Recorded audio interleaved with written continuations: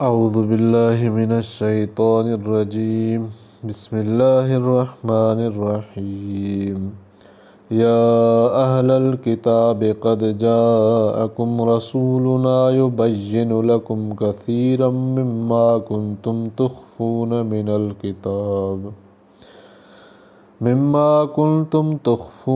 الکتاب ویعفو عن کثیر قد جاءکم من اللہ نور وکتاب مبین۔ یا اہل الکتاب، اے کتاب والو، قد جاءکم رسولنا، تحقیق آیا ہے تمہارے پاس ہمارا رسول، یبین لکم کثیرا مما کنتم تخفون من الکتاب ویعفو عن کثیر، ظاہر کرتا ہے تم پر بہت سی چیزیں جن کو تم چھپاتے تھے کتاب میں سے، اور درگزر کرتا ہے بہت سی چیزوں سے۔ قد جاءکم من اللہ نور و کتاب مبین، بے شک تمہارے پاس آئی ہے اللہ کی طرف سے روشنی اور کتاب ظاہر کرنے والی۔ اے اہل کتاب یعنی یہود و نصارہ، تمہارے پاس ہمارے یہ رسول محمد صلی اللہ علیہ وسلم آئے ہیں، جن کے کمال علمی کا تو یہ حال ہے کہ کتاب کے مضامین سے جن چیزوں کو تم چھپا لیتے ہو، ان میں سے بہت سی باتوں کو جن کے اظہار میں کوئی شرعی مصلحت ہو، ظاہراً تحصیل علوم نہ فرمانے کے باوجود خالص وحی کے ذریعے واقف ہو کر تمہارے سامنے صاف صاف کھول دیتے ہیں، اور کمال علمی و اخلاقی کا یہ عالم ہے کہ جن چیزوں کو تم نے چھپا لیا تھا ان میں سے بہت سے امور کو جاننے اور باخبر ہونے کے باوجود اخلاقاً ان کے اظہار سے درگزر فرماتے ہیں، جبکہ ان کے اظہار میں کوئی شرعی مصلحت نہ ہو، صرف تمہاری رسوائی ہی ہوتی ہو، اور یہ کمال علمی دلیل نبوت ہے اور کمال اخلاقی اس کا مؤید اور مؤکد ہے۔ اس سے معلوم ہوا کہ رسول اللہ صلی اللہ علیہ وسلم کے دوسرے معجزات کے علاوہ خود تمہارے ساتھ آپ کا یہ برتاؤ آپ کی نبوت ثابت کرنے کے لیے کافی ہے، اور اسی رسول کے ذریعے تمہارے پاس اللہ کی طرف سے ایک روشن چیز آئی ہے، اور وہ ایک کتاب واضح ہے کہ اس کے ذریعے اللہ تعالیٰ ایسے لوگوں کو جو رضائے حق کے طالب ہوں سلامتی کی راہیں بتلاتے ہیں، یعنی جنت میں جانے کے طریقے جو خاص عقائد و اعمال ہیں تعلیم فرماتے ہیں، کیونکہ در حقیقت مکمل سلامتی تو جنت ہی میں ہو سکتی ہے کہ نہ اس میں کوئی کمی ہوتی ہے اور نہ زوال کا خطرہ،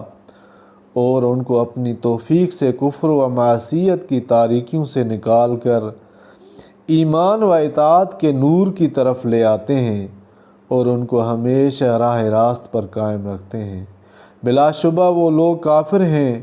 جو یوں کہتے ہیں کہ اللہ تعالیٰ عین مسیح بن مریم ہے۔ آپ ان سے یوں پوچھئے کہ اگر ایسا ہے تو بتلاؤ کہ اگر اللہ تعالیٰ مسیح بن مریم، جن کو تم اللہ کا عین سمجھتے ہو، اور ان کی اولاد حضرت مریم کو اور جتنے زمین میں آباد ہیں ان سب کو موت سے ہلاک کرنا چاہیں، تو کیا کوئی شخص ایسا ہے جو خدا تعالیٰ سے ذرا بھی ان کو بچا سکے؟ یعنی اتنی بات کو تو تم بھی مانتے ہو کہ ان کو ہلاک کرنا اللہ تعالیٰ کی قدرت میں ہے، تو جس ذات کا ہلاک کرنا دوسرے کے قبضے میں ہو وہ خدا کیسے ہو سکتا ہے؟ اس سے عقیدہ الوہیت مسیح کا باطل ہو گیا، اور جو حقیقتاً خدا اور سب کا معبود ہے، یعنی اللہ تعالیٰ، اس کی یہ شان ہے کہ اسی ہی کے لیے خاص ہے حکومت آسمان پر اور زمین پر، اور جتنی چیزیں ان دونوں کے درمیان ہیں ان پر، اور وہ جس چیز کو جس طرح چاہیں پیدا کر دیں، اور اللہ تعالیٰ کو ہر چیز پر پوری قدرت ہے۔ اور یہود و نصارہ دونوں فریق دعویٰ کرتے ہیں کہ ہم اللہ کے بیٹے ہیں اور اس کے محبوب ہیں، مطلب یہ معلوم ہوتا ہے کہ ہم چونکہ انبیاء کی اولاد ہیں، اس لیے اللہ تعالیٰ کے یہاں ہماری ایک خصوصیت ہے کہ ہم گناہ بھی کریں تو اس پر اتنی ناراضی نہیں ہوتی جتنی دوسروں پر ہوتی ہے۔ جیسے باپ کو اپنے بیٹے کی نافرمانی پر اتنا اثر نہیں ہوتا جتنا کسی غیر آدمی کے ایسے ہی فعل پر ہوتا ہے۔ ان کے اس خیال باطل کے ابطال کے لیے حضرت صلی اللہ علیہ وسلم کو خطاب ہے کہ آپ ان سے یہ پوچھئے کہ اچھا پھر تم کو تمہارے گناہوں کے عوض آخرت میں عذاب کیوں دیں گے جس کے تم بھی قائل ہو، جیسا کہ یہود کا قول تھا۔ آیت لن تمسنا النار الا ایاما معدودہ، یعنی اگر ہمیں عذاب جہنم ہوا بھی تو چند روز ہی ہوگا۔ اور خود حضرت مسیح علیہ السلام کا قول قرآن میں مذکور ہے، انہ من یشرک باللہ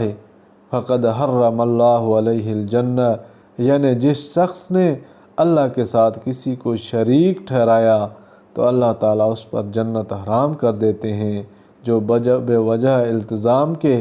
مثل اقرار نصارہ کے ہیں۔ قرآن پاک کی آیت سورہ مائدہ آیت نمبر 15 کا یہ خلاصہ اور ترجمہ تھا۔ انشاءاللہ اس کا خلاصہ اور پوری تفسیر